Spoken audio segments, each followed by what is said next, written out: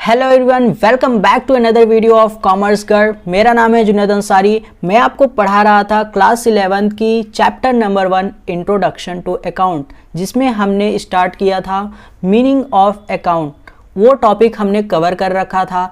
अगर आपने वो हमारा वीडियो नहीं देखा तो डिस्क्रिप्शन में हमने लिंक दे रखा है, आप जाके वहाँ से पिछली वीडियो का हमारा देख सकते हैं। और हमने आपके सिलेबस का ओवरव्यू भी किया था कि आपको सिलेबस में पूरा क्या क्या पढ़ना है, कौन कौन से चैप्टर्स पढ़ने हैं, कौन कौन से टॉपिक्स कवर करने हैं, उसमें क्या क्या होता है, वो पूरा डिटेल में हमने समझाया था, पूरा डिटेल में क्लेरिफाई किया था। उसका भी लिंक हमने डिस्क्रिप्शन में दे रखा है, आप जाके वहाँ से देख सकते हैं। अगर आप हमारे चैनल पर नए हैं तो हमारे वीडियो को लाइक करिए, चैनल को सब्सक्राइब जरूर करें, ताकि कोई भी लेटेस्ट नोटिफिकेशन, लेटेस्ट अपडेट हमारे वीडियो से रिलेटेड आप मिस ना कर पाएँ। तो आज हमारा टॉपिक है, आज हम इस वीडियो में अपना टॉपिक कवर करने वाले हैं ऑब्जेक्टिव्स ऑफ अकाउंट और टाइप्स ऑफ अकाउंट। तो चलिए आज हम अपने टॉपिक में आगे बढ़ते हैं ऑब्जेक्टिव्स ऑफ अकाउंट में। चलिए जानते हैं ऑब्जेक्टिव्स ऑफ अकाउंट होता क्या है। तो यहाँ पे हमने लिख रखा है ऑब्जेक्टिव्स ऑफ अकाउंट। ये आपके लिए एक्यूरेट चीज़ है, आप एक बार देख के पढ़ लेंगे, ये आपको बिल्कुल याद आ जाएगी। तो चलिए देखते हैं। The basic objectives of accounting is to provide useful information to the interested group of users both external and internals. अब यहाँ पे ये बता रहा है कि एक बिजनेस में जो भी इंटरेस्टेड ग्रुप ऑफ पर्सन है वो एक्सटर्नल भी हो सकते हैं, इंटरनल भी हो सकते हैं। वो उसको हम यूजर्स करते हैं जनरली। वो ये जानना चाहते हैं कि फाइनेंशियल पोजीशन में, बिजनेस में क्या ही फाइनेंशियल पोजीशन चल रहा है, क्या उसमें मतलब क्या पोजीशन है फाइनेंशियल की, प्रॉफिट हो रहा है या लॉस हो रहा है, उसमें कितने असेट्स हैं, कितने लायबिलिटीज़ हैं, जो कि हम उसमें पैसा लगाएं, हम लोन ले बैंक से। अब जनरली एक बात यहाँ पे आती है कि अब ये यूज़र्स होते कौन हैं, ये यूज़र्स होते कौन हैं। यूज़र्स होते हैं दो टाइप के, एक तो होते हैं एक्सटर्नल यूज़र्स, एक होते हैं एक्सटर्नल यूज़र्स, एक होते हैं इंटरनल यूज़र्स। अब एक्सटर्नल यूज़र्स में कौन कौन आते हैं? एक्सटर्नल यूज़र्स में आपके आ जाते हैं हो फाइनेंशियल बैंकिंग, फाइनेंशियल बैंकिंग जो आपको लोन देते हैं, उधार देते हैं, आपको मदद करते हैं, आपको डेट देते हैं, ये सब होते हैं एक्सटर्नल यूज़र्स। और इंटरनल यूज़र्स कौन होते हैं? जनरली जो आपके ओनर होते हैं, इक्विटी शेयर वाले जो होते हैं, वो इंटरनल यूज़र्स होते हैं, एम्प्लॉयज़ होते हैं, मैनेजमेंट होता है। इंटरनल यूज़र्स में बहुत सारे लोग यहाँ पे इन्वॉल्व हो जाते हैं। एक्सटर्नल यूज़र्स में सारे बैंक, सारे फाइनेंस, सारे जितने भी लोग होते हैं वहाँ पे सब इन्वॉल्व हो जाते हैं। अब यहाँ पे हम ऑब्जेक्टिव्स ऑफ अकाउंट में आगे बढ़ते हैं कि और क्या क्या चीज़ है। Following are the objectives of account. ये सब ऑब्जेक्टिव्स ऑफ अकाउंट हैं। यहाँ पे देखिए, पहला ऑब्जेक्टिव क्या है अकाउंटिंग का, कि जो बिजनेस में बहुत ही ज़्यादा ज़रूरी है, जो कि ये करना ही करना है। तो यहाँ पे देखिए, to keep systematic record of business transactions.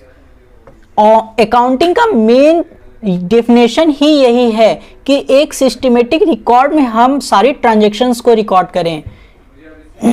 एक सिस्टमेटिक बैलेंस में सारी रिकॉर्ड को ट्रांजैक्शन करें, जितने भी हमारे ट्रांजैक्शंस हुए हैं सारे को हम सिस्टमेटिक रिकॉर्ड में ट्रांजैक्शन करें। अगर हम कोई भी ट्रांजैक्शन रिकॉर्ड नहीं करते हैं तो उसमें बहुत सारी चीज़ें छूट जाती हैं, तो फिर हमारे प्रॉफिट और लॉस में, हमारे डिसीजन मेकिंग में बहुत सारी दिक्कतें आती हैं। तो यहाँ पे पहला ऑब्जेक्टिव क्या है? To keep systematic record of business transaction in accounting. हमारा जो सेकंड ऑब्जेक्टिव आता है, to calculate profit and loss. अगर हम एक अकाउंटिंग में systematic record of business transaction कर लेते हैं, हर ट्रांजैक्शन को हम सिस्टमेटिक वे में रिकॉर्ड कर लेते हैं, तो उसके बाद हमारा अगला स्टेप क्या होता है कि हम प्रॉफिट एंड लॉस को कैलकुलेट करें।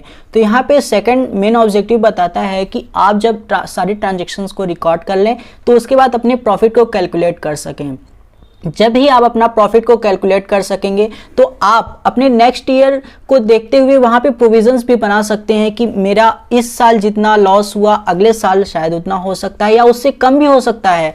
और आप पिछले ईयर के प्रॉफिट को देख करके इस बार प्रॉफिट जो हुआ है उससे अंदाज़ा लगा सकते हैं कि हमारा प्रॉफिट इंक्रीज़ हुआ है या डिक्रीज़ हुआ है, हमें क्या स्टेप्स फॉलो करने चाहिए कि हमारा और प्रॉफिट इंक्रीज़ हो। अब हम नेक्स्ट टर्म पे आते हैं। अगला ऑब्जेक्टिव्स है हमारा to ascertain financial position of business.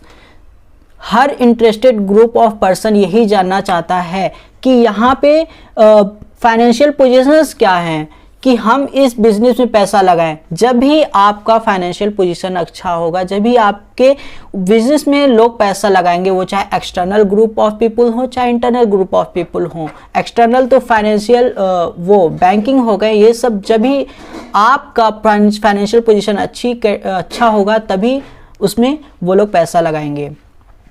अगला ऑब्जेक्टिव्स क्या है?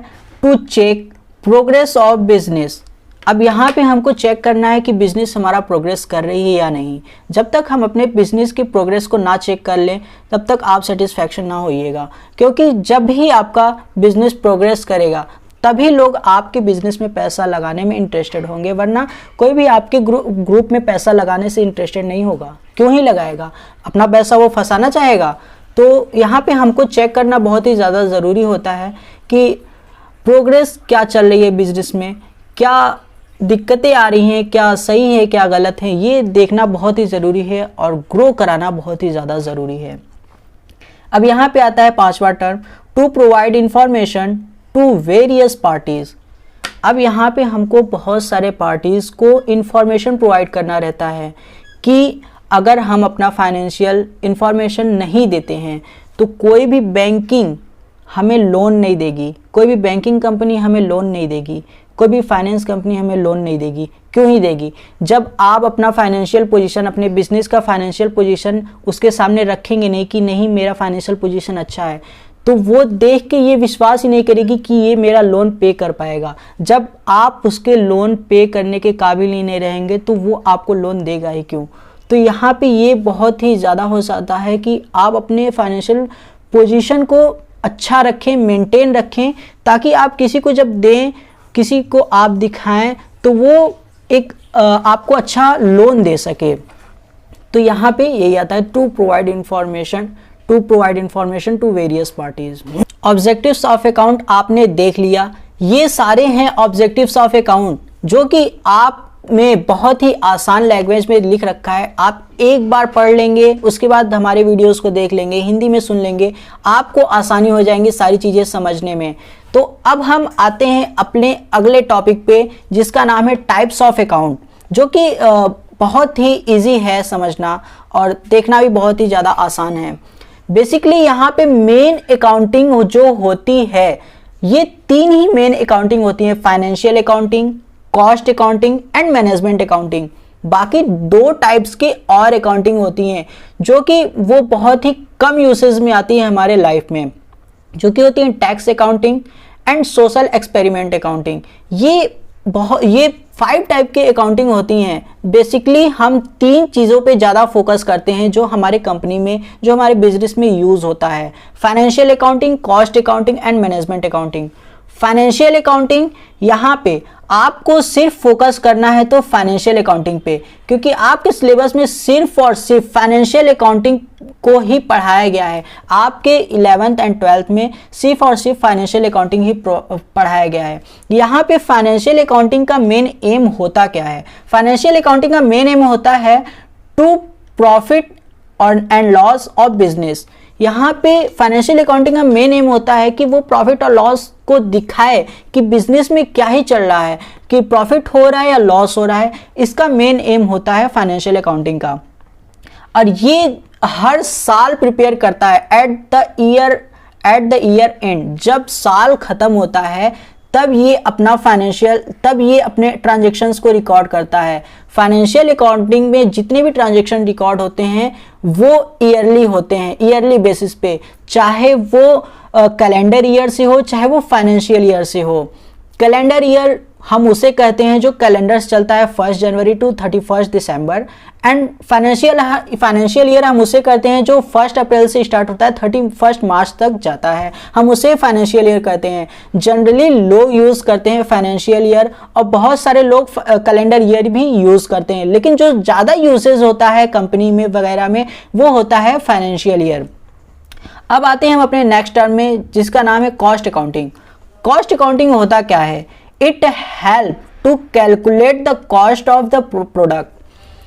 ये पता करता है कि प्रोडक्ट में कितनी कॉस्ट लगी है, कि एक प्रोडक्ट बनाने में कितनी कॉस्ट हमारी आ रही है, हम अपने कॉस्ट को कैसे रिड्यूस कर सकते हैं। जब हम ये अकाउंटिंग बनाते हैं तो इससे हमें यही पता चलता है कि हमारे कॉस्ट में क्या कॉस्ट आ रही है, मटेरियल कितना लग रहा है, लेबर कितने लग रहे हैं एक पेन को बनाने में।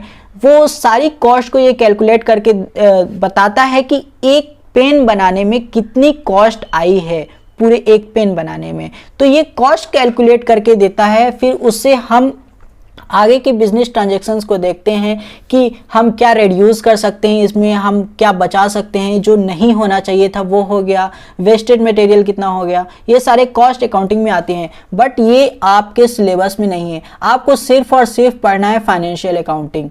मैनेजमेंट अकाउंटिंग पे आते हैं।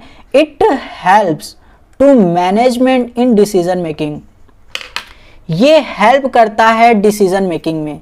ये एक ऐसा अकाउंटिंग मैनेजमेंट है जो कि डिसीजन मेकिंग में हेल्प करता है। डेली टू डेली जो भी डिसीजंस होती हैं एक बिजनेस ऑर्गेनाइजेशन में, ये हेल्प करता है कि क्या डिसीजन लेना चाहिए, क्या अगला स्टेप होना चाहिए, और बहुत सारी डिसीजन में ये इन्वॉल्व होता है। आपको ये दोनों पे फोकस करना ही नहीं है, ये आपको पढ़ना ही नहीं है। आपको सिर्फ और सिर्फ पढ़ना है तो फाइनेंशियल अकाउंटिंग ही पढ़ना है, क्योंकि आपके पूरे सिलेबस में फाइनेंशियल अकाउंटिंग ही दे रखा है।